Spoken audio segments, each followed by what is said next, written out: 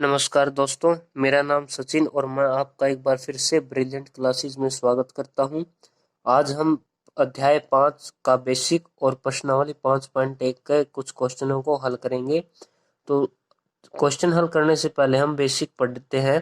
तो आपको चैप्टर का नाम दिया गया है समांतर श्रेणी, ठीक है, जिसको इंग्लिश में अरिथमेटिक प्रोग्रेशन बोलते हैं और उनको एपी भी बोला जाता है। समांतर का अर्थ होता है समान अंतर। जिस भी श्रेणी का अंतर आपको समान मिले तो वो समांतर श्रेणी होगी, यानी वो उसको हम एपी कह सकते हैं। ठीक है, मैंने एक उदाहरण के लिए यहाँ पर कुछ संख्या ली, 1 2 3 4 5 और ये संख्याएं चलती गई। ठीक है, तो अब आपको क्या मिला, क्या ये सभी समांतर हैं?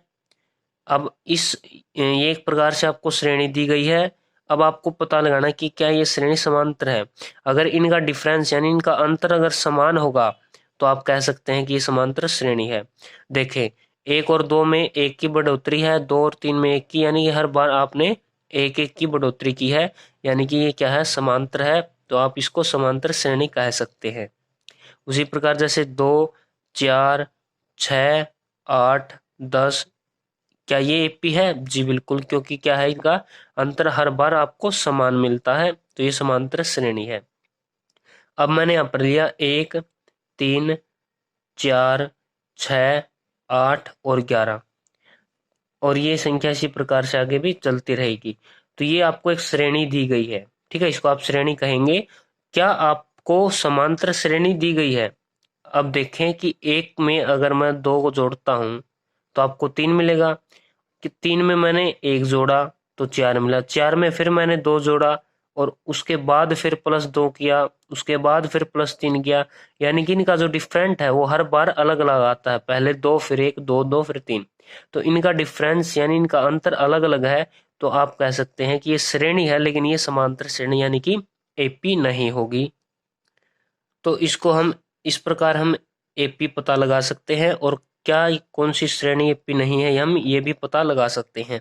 अब हम इस अध्याय में पढ़ना क्या है, हम किन किन चीजों के बारे में पढ़ेंगे। तो यहाँ पर आपको श्रेणी के अंदर ए डी एन और ए एन और साथ में एस एन, इन 5 चीजों के बारे में हम इस अध्याय में पढ़ेंगे। A D N A N और एस एन। अब ये होते क्या हैं वो देखें ध्यान से। तो यहाँ पर सबसे पहले ए की बात करते हैं। तो यहाँ पर ए होगा, जो भी आपको एपी दी गई है उसका प्रथम पद हम ए बोलेंगे। ठीक है, यानी कि आपके पास एक एपी है 1 2 3 4 5, ये अगर समांतर श्रेणी है और साथ में एक एपी है तो आप क्या कहेंगे कि अगर आपको ए का मान पता लगाना तो प्रथम पद यानी कि 1। तो यहाँ पर ए की वैल्यू क्या होगी, 1 होगी। अब आते हैं डी पर।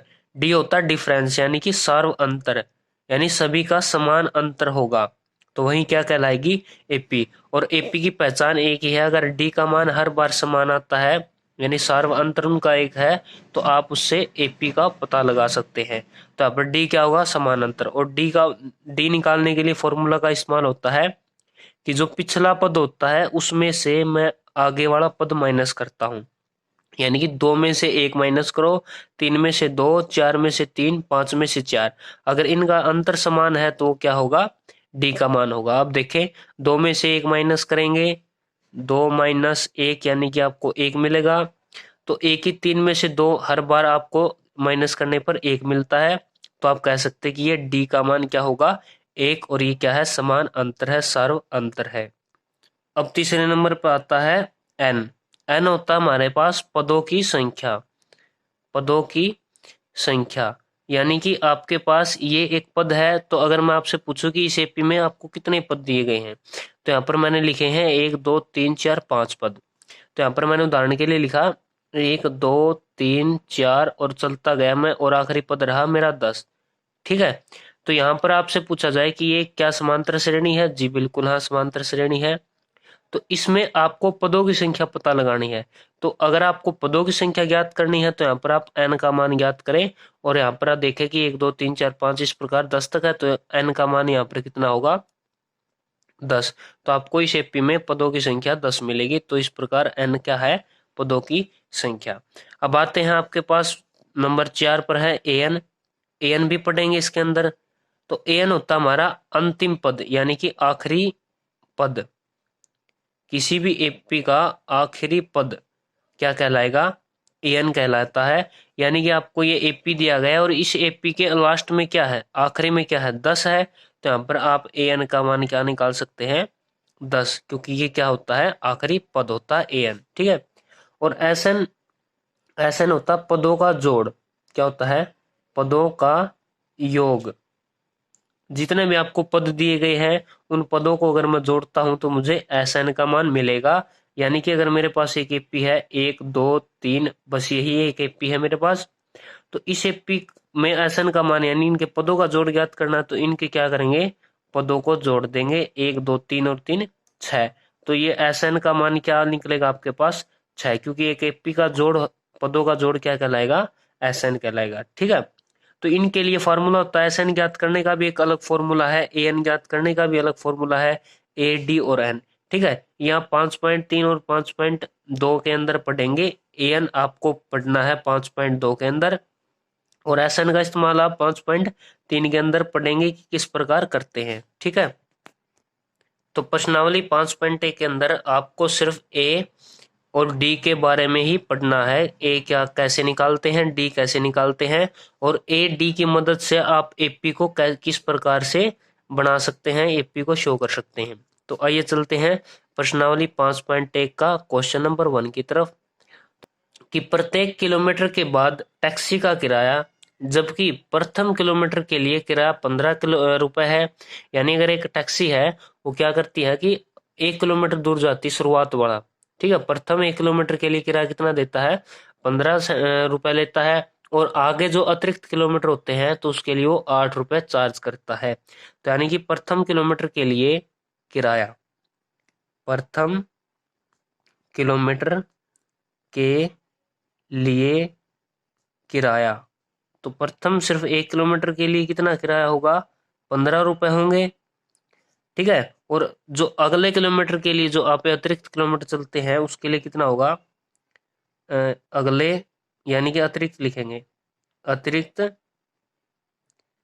किराया आपको मिलेगा 8 रुपए। ठीक है। तो प्रथम किलोमीटर के लिए आपको 15 रुपए मिला, और अब आपको निकालना दूसरे किलोमीटर के लिए अतिरिक्त कितना देता वो? 8 रुपए। तो हम लिखेंगे कि दूसरे किलोमीटर के लिए किराया। तो दूसरे किलोमीटर के लिए किराया कितना लगेगा? पहले के लिए 15 लगता है तो दूसरे के लिए प्लस में 8 कर देंगे। तो यहाँ पर 15 और 8 कितना बैठा? 23। तो उसी प्रकार तीसरे किलोमीटर के लिए पता लगाऊंगा मैं। तीसरे किलोमीटर के लिए किराया कितना होगा? तो 2 के लिए तो आपको 23 मिला है और तीसरा पता लगाना है तो उसमें 8 ऐड कर देंगे, तो आपको यहाँ पर 31 मिलेगा। और चौथे किलोमीटर के लिए अगर आपसे पूछा जाए तो पहले तीनों का कितना किराया हो गया? 31 रुपए 3 किलोमीटर के लिए, और चौथे के लिए इसमें प्लस में 8 ऐड कर देंगे, तो यहाँ पर क्या होगा? 39 यानी 39 आपको चौथे किलोमीटर के लिए किराया देना होगा। तो इस प्रकार ये आगे बढ़ती जाएगी। तो आपको प्रथम के लिए 15 रुपए दिया, दूसरे किलोमीटर तक 23, उसके बाद 31 और उसके बाद 39, और ये धीरे धीरे क्या है, आगे चलती जाएगी। अब आपको पता है कि एक श्रेणी है, क्या यह समांतर श्रेणी है, ये पता लगाएंगे। समांतर श्रेणी पता लगाने के लिए मैंने बताया था कि ए क्या होता है? प्रथम पद। किसी भी एपी का पहला पद आपका क्या होगा? ए की वैल्यू होगी। और अब किसी भी श्रेणी को आप समांतर श्रेणी पता लगाने के लिए आपको डी का मान बहुत जरूरी है। ठीक है। अगर आपको डी का मान पता है तो आप पता लगा सकते हैं कि समांतर श्रेणी है। तो डी होता है कि पिछले पद में से अगला पद निकालेंगे। अगर ये आप देखें कि एपी का पहला पद होगा, ये इस एपी का दूसरा पद है, ये एपी का तीसरा और ये एपी का चौथा पद है, तो हम किस प्रकार निकालेंगे? एक ही दो में से एक ही मतलब एक ही पावर पहला पद माइनस करेंगे। तो यहाँ पर क्या होगा? 23 में से मैं माइनस करूंगा 15, तो मुझे क्या मिलेगा? 8।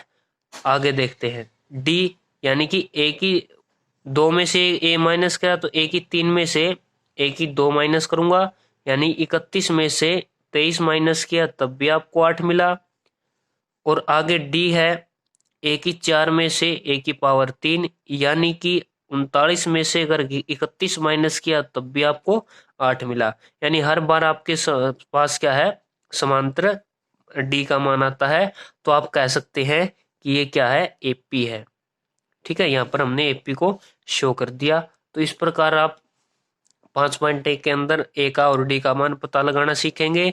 5.2 में आपको ए एन का फॉर्मूला से आपको क्वेश्चन हल करने हैं और 5.3 के अंदर आपको एस एन के फॉर्मूले से क्वेश्चनों को हल करना होगा।